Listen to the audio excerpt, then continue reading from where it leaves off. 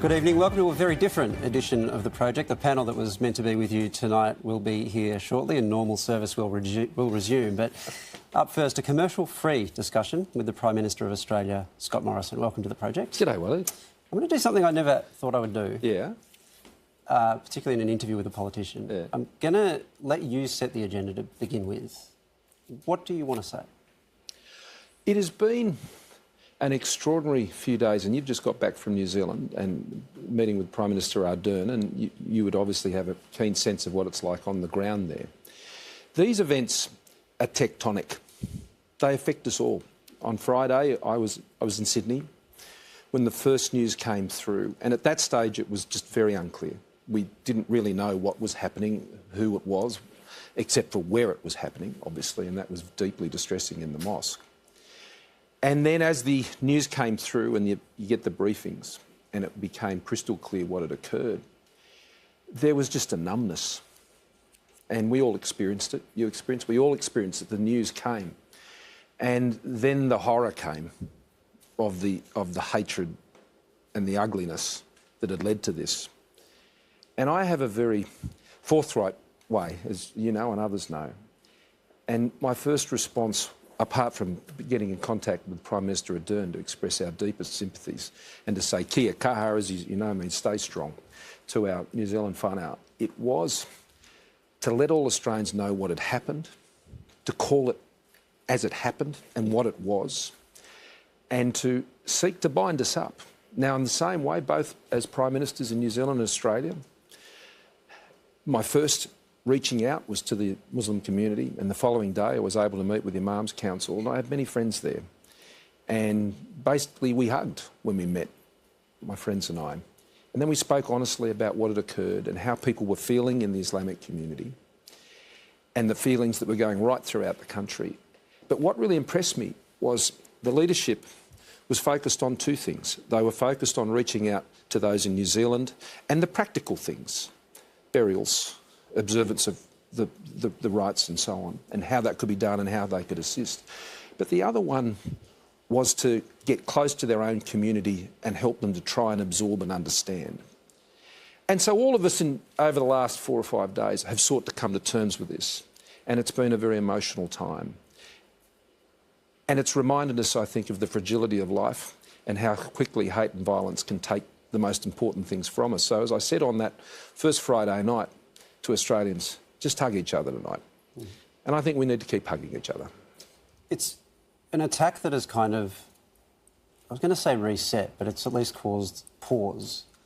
Because if I can put it in such crude terms, the community that for 15 years, 18 years, has been framed in the public imagination as a perpetrator suddenly became the victim. And the reverse was also true. And so we're now having a lot of discussions about Islamophobia in Australia, as well as, of course, in New Zealand and around the world. Sure. Does Australia have an Islamophobia problem? I don't know if Australians understand Islam very well, and that can often lead to fear of things you don't understand. So, by definition, that's what it leads to. But that doesn't always translate into extremism, just like any view doesn't necessarily flow into extremism. As Malcolm used to say, domestic violence starts with disrespect of women. But not all disrespect. But not all disrespect of women leads to violence. And I think that's true. Yeah, but when I ask about Islamophobia, I don't mean just people don't understand and they're a bit apprehensive. I mean effectively an ideologised form of there's no doubt that exists in Australia. There's no doubt that exists in Australia. But there's no doubt that so many forms of hatred and stereotyping goes on in the Australian community. Right, so how big a problem is this, do you think? Well, we have been tracking through our agencies this form of extremism. Now, people have used different words. I've said right-wing extreme, and others said white supremacist or white separatist. It all means the same thing, ultimately, at the end of the day. It's just where a view gets taken to an absolute extreme when you're talking about supremacists and separatists. Any community can take itself to a point with some where they engage in a form of fundamentalism extreme, which is a danger to innocence. Now, this is true in the Christian community. It's true in the Hindu community. in other countries, I should stress. I mean, we all know of violence that has occurred there. Buddhist communities, Muslim communities, where in any of these communities you allow fundamentalism and extremism to take hold, and as a community you don't guard against that, then this is where it ends. And the great victim is innocence. The great victim is peace. Okay, well, let me be perhaps more focused in the way I want to ask this.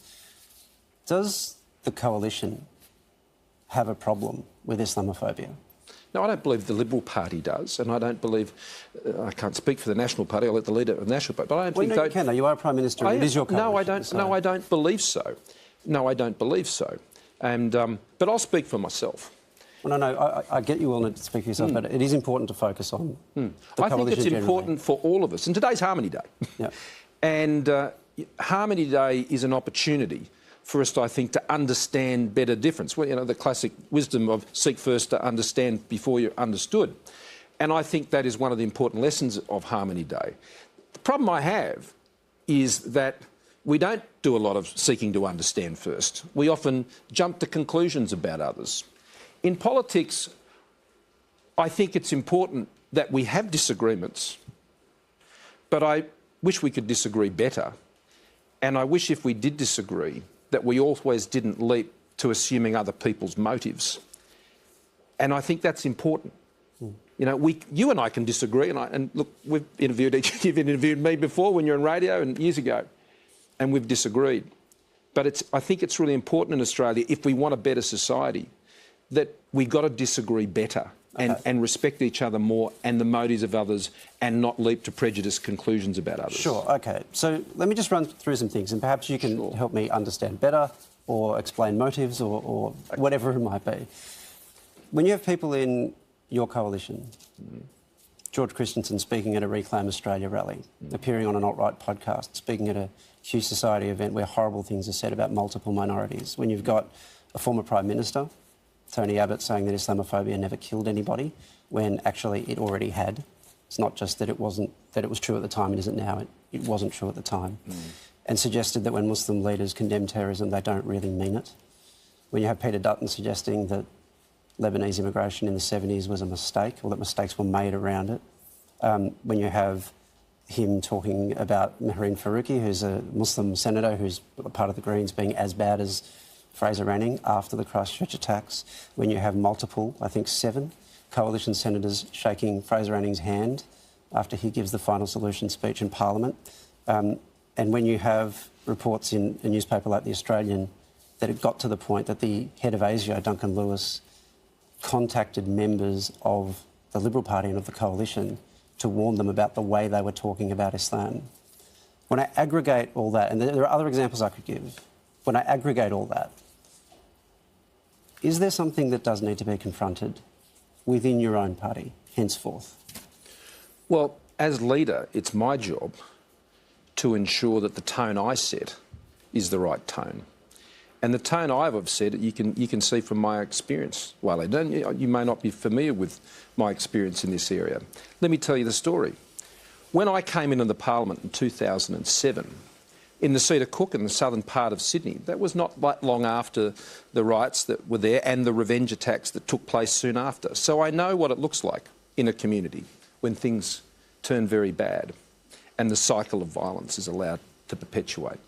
My predecessor, Bruce Baird, responded to this, working with a wonderful bloke who's become a dear friend of mine, Jamal Reefi, and brought the communities together by taking a whole group of young Muslim people in southwestern Sydney, and they trained to be lifesavers, particularly at the North Cronulla Surf Club. Now, when I came into Parliament, we wanted to keep this program of bringing those two parts of Sydney together.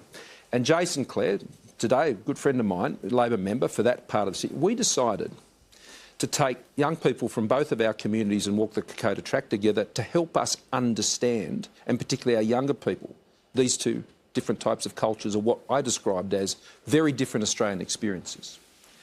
Now, since that, Jason and I did it 2 more times. We walked the Sendak and Death March together with a similar group, and included an Indigenous group, actually, from Rob Oakeshott's electorate at the time. We did the same thing in the Black Cat Track in 2013 and had some great young Muslim women there, some of whom were working for the AFP. And again in 2015, I wasn't able to go on that one, but helped organise the one we took to Gallipoli. Now, over that period of time, it has been my work in Parliament to try and build these communities together, not apart. Now, that's my form, Waleed. And my form is to take that experience into my own party as leader. But is that happening? And especially when, with that track record, I'm trying to draw you on whether or not that track record's a problem. And the best way for me to address any problem is to lead by my own example. OK, sure. And I've just is that track record a problem in the first place? Well, there are a number of cases there you've talked about where, you know, I've made comments on those at the time. I think there are other few ones on there that I'm not sure you're representing in the right light. Sure, OK. I'll give you a good example. The comments you've referred to in relation to Peter, when he talked about the immigration period in the 1980s. Now, that was a humanitarian intake where there weren't the normal assessments that were done, that would be done now.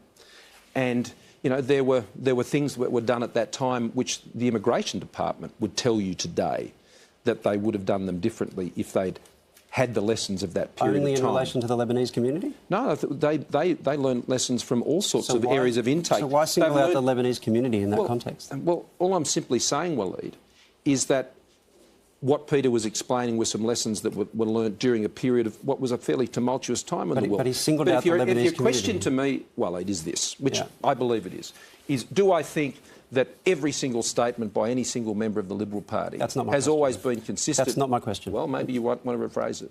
No, I'll just re-ask it. Does your party and your coalition have a problem of Islamophobia, given that track record of behaviour? Well, I already said to you before that, no, I don't think the party has a problem. I don't think the Liberal Party as a total group has that problem. No, I don't. And I don't think the National Party does either. I mean, our party is made up of a lot of individuals. And in our parties, individuals have a lot more freedom to say what they think than a lot of other parties.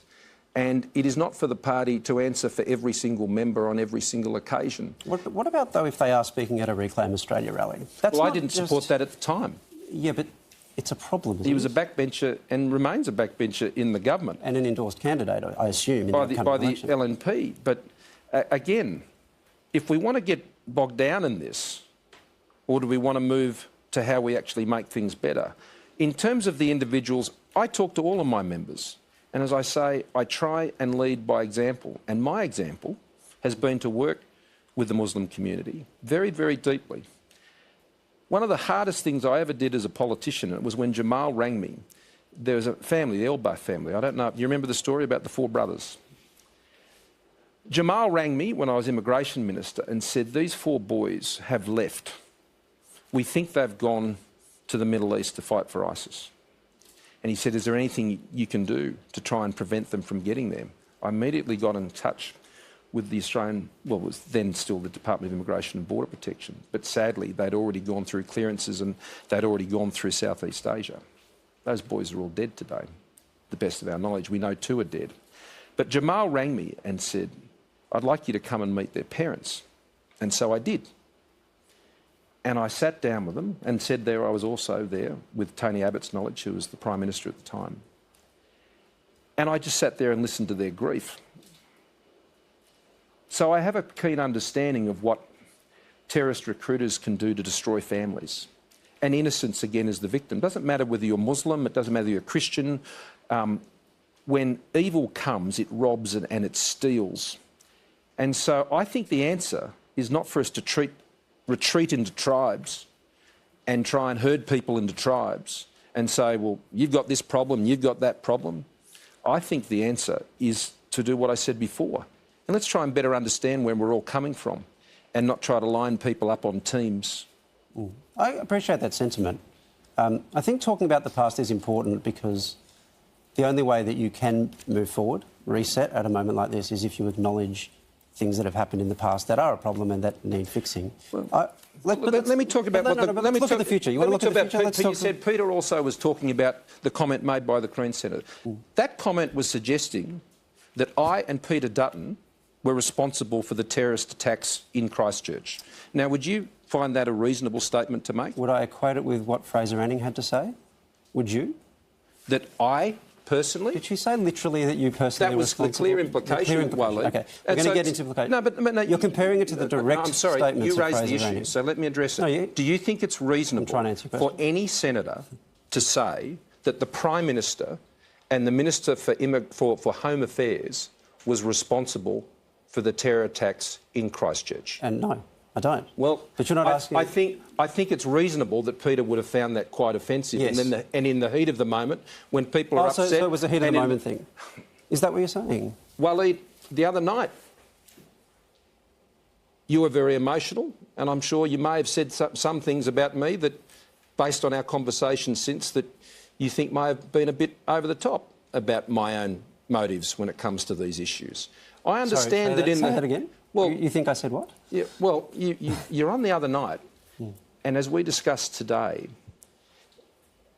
you implied that Muslims couldn't feel safe because they had a Prime Minister who somehow had been prejudiced against them. And I don't believe that's true. I don't think you believe that's true I don't know, and that wasn't the implication that I was making. But people say things sometimes... But Prime Minister, let me ask this question. Since you raise it, we'll come to that report, that Shadow Cabinet report. You say that this never happened. You've called it a smear and a lie. Who's lying? Well, I can only say anyone who may have talked to a journalist to smear me in that way. Okay. Because there's been a number of members who were at that meeting who have gone on the record to support the fact that that did not happen. Well, there were some members who went on the record, some of whom weren't at the meeting. There are other members who've been... Philip Ruddock was there, and he said it didn't happen. No, I understand. Tony Abbott was there, and he said it didn't happen. David Johnson was there, and he said it didn't happen. Prime Minister, I was there, and I say it didn't happen. With respect, Philip Ruddock didn't say it didn't happen. He said he couldn't recall. I've looked high and low. No, but it's an important difference, isn't it? Well, you talk about people who have been on the record. Well, there is at least one of those people on the record saying that it did happen, that being Andrew Robb. You have multiple journalists reporting from multiple sources. Hang on. I have to stop you there. You can get to that point in a second. You have multiple journalists said that Andrew Robb said something that he didn't. I've read it with my own eyes today. No, what Andrew... I'll let you finish. I apologise. You have multiple reporters reporting from multiple sources that it happened, and you have one on the record saying the same. No, that's not true, Waleed. That is not true. What is suggested is that I said that we should exploit concerns about Islam in the community to our political advantage. Exploit, I think, is your word. Let me ask it this way. And Andrew Robb... Let me ask you this way. What did you say? Do you mind if I finish the... What did you say? I'm sorry. No, Andrew Robb did not say that I did that. No, Andrew Robb said that you raised the issue. Yeah, and I was the Shadow Immigration Minister at the time, and I was very concerned about these issues and the way people were feeling in the community. So when you raised those issues in that meeting, what did you say about them? Well, I was concerned that we needed to address them, which is what I've been doing inside and outside of the Parliament for the last 10 years of my life. Address those concerns? Yes, to lower them. So what your argument was in that Shadow Cabinet meeting was... Yeah, I was acknowledging that there were these fears in the community and that we had to address them, not exploit them, actually seek to try and address them.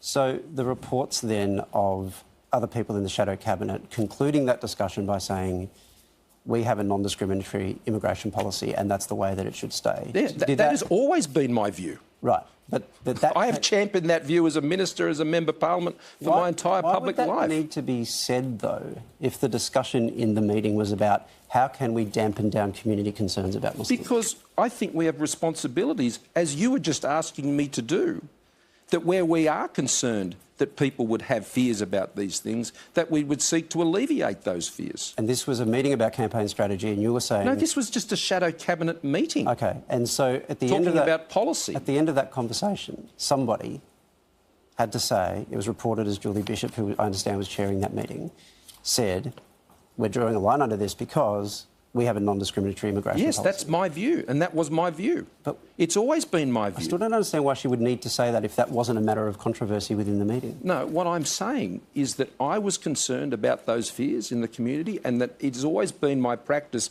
as I've demonstrated to you, outside the parliament and inside the parliament, to seek to address those. Why else do you think I would have been working like I have, as I explained to you before? Why do you think I would be? That's been my experience. This is why on Saturday, after these horrendous attacks, and I went to speak to those at the Lakemba Mosque, I was greeted with hugs and tears. Do you think that is the act of someone who hasn't been working closely with the Islamic community in Sydney for a long time? I'm not accusing you of not having ever worked with the Muslim community in Sydney or even not having done it for a long time. Well, can't you see that what you're suggesting is at complete odds Prime Minister, with the experience that I have been involved with over my last 10 years of public life? Doesn't it sound odd that report would Prime Minister, jar I'm with asking that? you a question about a report that is sourced from multiple people, that was reported by multiple journalists, by which all those journalists stand. Two unnamed sources who have never gone public. Well, one of them has. And I've asked you... we've had this discussion already. Andrew Watt was not one of those Prime sources. Minister, I've asked you to explain it. And I have. You've provided your explanation. Fine. People will just draw their own conclusions on that. I have no problem with that. Can I come... But Waleed, let me just say it for I've the got to record. ask you this question, because you wanted to look forward and you wanted to talk about the tone... I want to rule a line onto this issue. It never happened. I've always been deeply concerned about attitudes towards people of Muslim faith in our community. I entered the parliament after one of the most horrible scenes that we've seen on our own soil on this issue, and set about immediately to try and bring communities together. Okay. And I've always acted consistently with that in shadow cabinet, in the cabinet, by my policy decisions as ministers, and in my own personal conduct. And so such a report is so at odds with my experience and actions that I think that speaks for itself. Does acting in accordance with those beliefs mean that you will be, henceforth, this is about the future and about the tone you want to set as a leader, that you will be preferencing one nation last? We're not going to do any preference deals with one nation. Not a deal. Will you, on your how to vote cards, be putting one nation last? Well, those matters are determined by the party when we know what the nominations are. You have a very strong voice within that party. Yeah, and we won't do any deals with one nation. I'm not talking about a deal with one nation.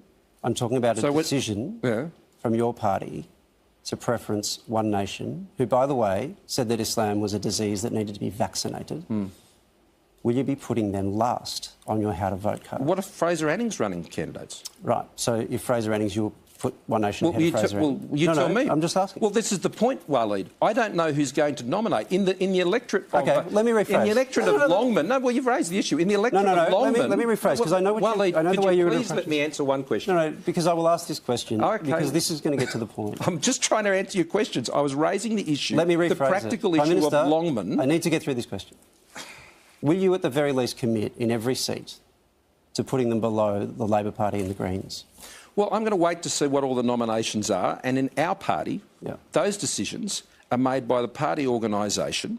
And I know the Labor Party wants me to do a preference deal with them, and I won't be doing a deal with the Labor Party or the Greens or anyone else. None of this is the about election, the preference nominations will be called, we'll see the candidates, and we will make our decisions at that time. Prime Minister, why are you talking about preference deals? I'm not talking about a preference deal. Well, I've just answered the question as to how we're going to conduct ourselves in relation to But you're talking about a preference deal, which is not what I'm talking about. No, I said we are going to make these decisions at the time nominations close, and then we'll apply those decisions at that time as a party organisation. Do you think, particularly in the circumstances that we face right now, that the Liberal Party and the National Party, where relevant, should be preferencing one nation below Labor and the Greens? I said we're going to make that decision at the time of the nominations closing. What do you think? Well, you'll know when we make that decision at that time. Do you have a view on it? And I'll be consulting with my own party organisation. I won't be doing it through your program. Why is it difficult? Why is it a difficult question? Because I'm part of a party that has a process. And that party listens to a lot of people in its organisation who are members of our party, and that is a decision that is actually taken in each state and territory division of the Liberal Party by the president of that party as part of their preferences committee, on which I will have representatives. And that is respecting our process. But there is also the question of leadership, which you've raised. Would And it I'll not be be a strong exercising act that of at that leadership? time. Would it not be a strong act of leadership to say right now that you shouldn't be preferencing one nation ahead of Labor and the Greens? That it would be an uncontroversial thing. No, all for you I'm to saying say at this stage is that we will never do a preference deal with one nation, and that we will settle those matters at the time of nominations closing when we know who all the candidates are. So does that mean it is possible that you will be preferencing one nation ahead of Labor and the Greens? No, it just means what I just said. No, it wasn't clear to me on that point, sorry. No, well, does that mean that we'll make those decisions clear at the time of nominations closing, Waleed? Okay. On the question of immigration, and here I'm not talking about the policy of immigration so much as the rhetoric of immigration, and the discourse around immigration. Do you think it's a problem when we talk about asylum seekers in particular through the prism of the possibility of them being rapists, of being murderers, of being pedophiles, this kind of quasi-Trumpian language, in his case applied to Mexicans? Well, that's only relevant if in the cases that we're talking about, that is what is known about the actual individuals who may be subject to transfers. That was the topic of that debate at the time, and that's what was said. Right. Should we ignore the fact that if there are persons who do have those records or for whom those issues are present, that we should ignore that? The question... Should we? It's like it's taboo. You're not allowed to mention it. Or? There are multiple points to this. One of which is that it was warning that these people would be in Australia as though they would be in the community, and the bill in question never did that. I suppose it's about whether or not... Well, the bill actually could do that if they were put in community detention in metropolitan parts of the city. That's the bill exactly... made clear that they could be denied on those grounds, and so they wouldn't get into the country. I'm sorry, but Waleed, the bill didn't do that. The bill didn't do that. And so, for those for whom that is a particular issue, and there is intelligence or information that relates to those individuals who have that as an issue for us, well, of course we're going to take the necessary precautions. We spoke to numerous people who were involved in drafting the bill. There seems to have been no advice that those people with those track records would be allowed into the country. Well, I'm sorry, we're the government and we have to implement it, and we know that that's exactly what can happen and we can't resist it. Right. So do you understand, though, that... We're implementing that bill right now. It's not ours. I understand. Do you understand, so we're taking the advice on how it has to be implemented, and we'll be doing that. Do you understand, though, that when you frame the issue in that way, that creates an environment of prejudice, or do you think that's not what happens? No, I think we're not going to sugarcoat to the public the implications of laws passing the Parliament. And, Waleed, it's important that you don't either. No, I'm not in the process of doing anything. Well, in your commentary on these things, all journalists, I think, have to be careful that they don't create a false impression of the risks that need to be managed. I'm asking you a question about whether or not describing people... Well, the only people who would describe like that were the people who you could make that description of. I feel like it's very difficult to get through a sentence at the moment. The question really is about whether or not front-footing that description of these people, when there are so few of them in that category, and the categories that we were being warned about ended up being so vanishingly small once further questioning was applied to them, well, that creates... We're talking about that creates a number. Prejudice. No, Waleed, you've got to be honest with people. And if a bill that was put forward and supported by the Labor Party was going to be creating risks for managing the transfer of people into the community, then I'm not going to tell the Australian people that those risks don't exist. I'm not going to sugarcoat it. There are real risks. There are very real risks. I mean, people used to accuse me of this when I was talking about what we needed to do to actually get our borders under control. And they used to accuse me of all sorts of motives. But I was right. And how many people It needed to be stopped. My last advice of all of those of whom there were some serious concerns on character issues, I think it was over about 50. No, 50 murderers, rapists and pedophiles. Not only those, but all people who had character assessments. How many murderers, rapists and pedophiles are we talking about? They were actually all published. How many? We had people with character concerns of over 50 people, Waleed. No, that's not what I asked. How many murderers, rapists and pedophiles? No, it's an important question because that's They were among those 50. That's true. 2 among, so how many among, rapists... No, well, let me put this to you, Waleed. How many rapists and murderers should be transferred to the Australian community. I would say none, which is what the authors of the bill contend. And they were wrong. But they were wrong, Waleed. But let me ask you the question, because if you say there only needs to be one, Waleed. That's my answer. And if the minister there only needs to be one. If the minister has a discretion to stop that person. But they don't. They do. They do not, Waleed. Okay. I'm sorry. I'm the Prime Minister. I'm responsible for implementing it, and I have the full availability of the Attorney General, the Attorney General's Department, the Department of Home Affairs, and their advice to me is no, we don't have that power. Okay. So I don't know whose advice you're relying on, but I'm sorry, you don't know. So because of that one person, is it one, by the way? No, it's more than one. Okay. It's well over that. Okay, can you give me that number? I'm actually interested to know it. Well, I've already told you, there's almost 60 actually who are identified of having serious character concerns that in other circumstances we would never allow to be transferred to Australia. So that's enough for... that's not the question I've asked. No, well, I've asked you the same question. You're saying no rapists. Murderers, rapists or pedophiles. Yeah, they exist. How many? And they are there. How many of those 60? And those crimes have been committed actually in Papua New Guinea. How many of those 60? There are a number. I know there's a number. I don't have the number to hand, but this is getting into a semantic discussion.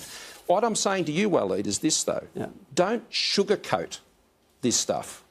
It doesn't excuse it. I have no interest in sugarcoating. Well, I'm afraid, mate, sometimes you could be accused of that. Oh, is that what you're doing now? Well, you're saying that there was no risk, Waleed. I'm asking you... And there was risk. And you say it didn't exist because the bill didn't allow for it. And I'm telling you that's wrong. I'm saying... And so I'm saying the bill protected against that risk, and I'm not honest with the Australian people that. about the risk. Let me ask you one final area here.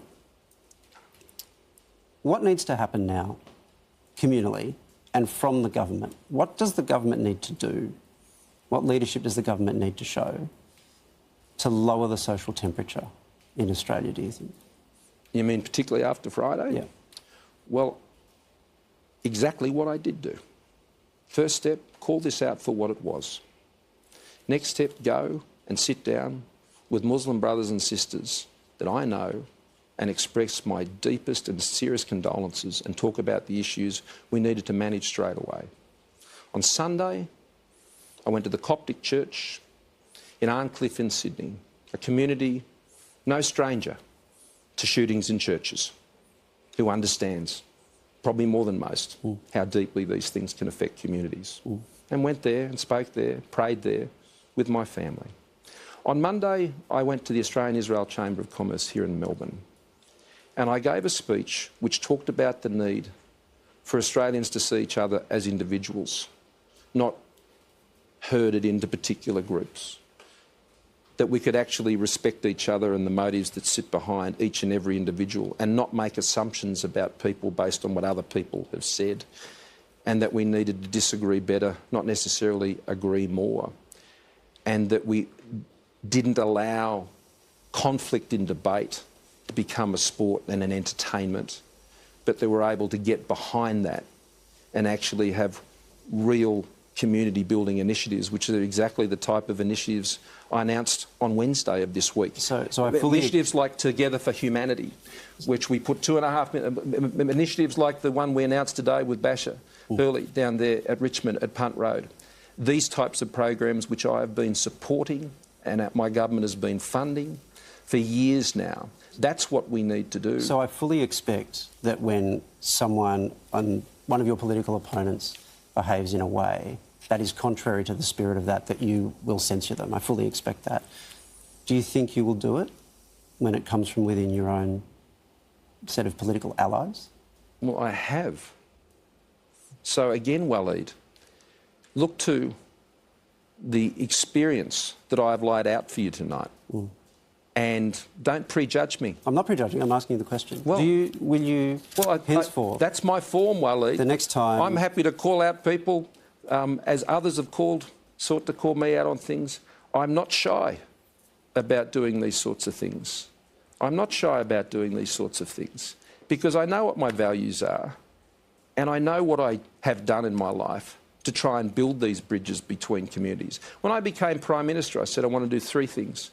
I wanted to keep the economy strong because if you don't have a job, you don't have a lot of choices. If the economy is not strong, you can't pay for services like hospitals and schools. I said I want to keep Australians safe And that wasn't just about strong borders and our defence forces. It was about the biggest ever plan for countering domestic violence in Australia's history at $328 million, which we announced just the other week. And I said I wanted to bring Australians together. Now, I have form on all these things, Waleed. And on bringing Australians together, I think you'll find it hard to find another member of Parliament who has not made at least the same effort that I have to build these bridges between these communities. Prime Minister, and I will continue to do that as Prime Minister each and every day because, you know, we've got to love all Australians. Doesn't matter what their background is, doesn't matter what their religion is, doesn't matter what their ethnicity is. We are the most successful multicultural country in the earth, the best immigration nation of any country in the earth. And that's my responsibility to make sure it stays that way, and that's my absolute commitment. Prime Minister, I wish you all the best with that endeavour. Well, I look forward to your support and helping me doing it. Well, we'll certainly be watching and supporting, absolutely. Thanks very much. Where that does happen. Thank you very much. Time. Ta. Don't go anywhere. Project will be right back after the break.